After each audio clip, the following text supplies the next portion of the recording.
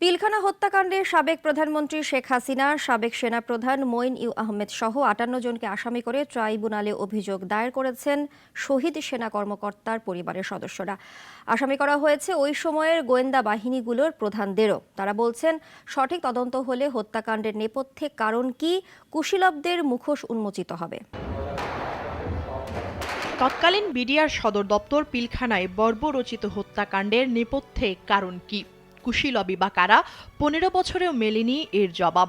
নিহত ৫৭ সেনা কর্মকর্তার পরিবার এবার তাই দ্বারস্থ হলেন আন্তর্জাতিক অপরাধ ট্রাইব্যুনালের। শহীদ পরিবারের সদস্যদের অভিযোগ, হত্যাকাণ্ডের নেপথ্যে ছিল দেশি বিদেশি শক্তি, ইন্ধন ছিল আওয়ামী লীগ সরকারের, পরিকল্পনা ছিল দুই বাহিনীর মনোবল ধ্বংস করা, হুমকির মুখে ফেলা দেশের সার্বভৌমত্বকে। তারা বাংলাদেশকে ভালোবাসতো, বাইরের শত্রু থেকে দেশকে রক্ষা করত, আর ওদের ষড়যন্ত্রে আমার বাবা এবং মা এবং বাকি সব অফিসার এটা শিকার, হত্যার শিকার। জনগণ কতটা তার মনে প্রাণে এই বিডিআর পিলখানা হত্যাকাণ্ডকে ধারণ করে।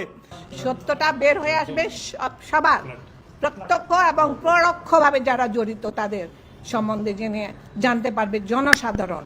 কোনো শক্তিই কুশীলবদের বিচার ঠেকাতে পারবে না বলেও হুঁশিয়ারি দেন শহীদ সেনা পরিবারের সদস্যরা। বৃহস্পতিবার পিলখানা হত্যায় জড়িত থাকার অভিযোগে সাবেক প্রধানমন্ত্রী শেখ হাসিনা, তৎকালীন সেনা প্রধান মঈন আহমেদ সহ ৫৮ জনকে আসামি করা হয়েছে। এ তালিকায় রয়েছেন ওই সময়ের গোয়েন্দা বাহিনীগুলোর প্রধান ও আওয়ামী লীগ নেতারাও।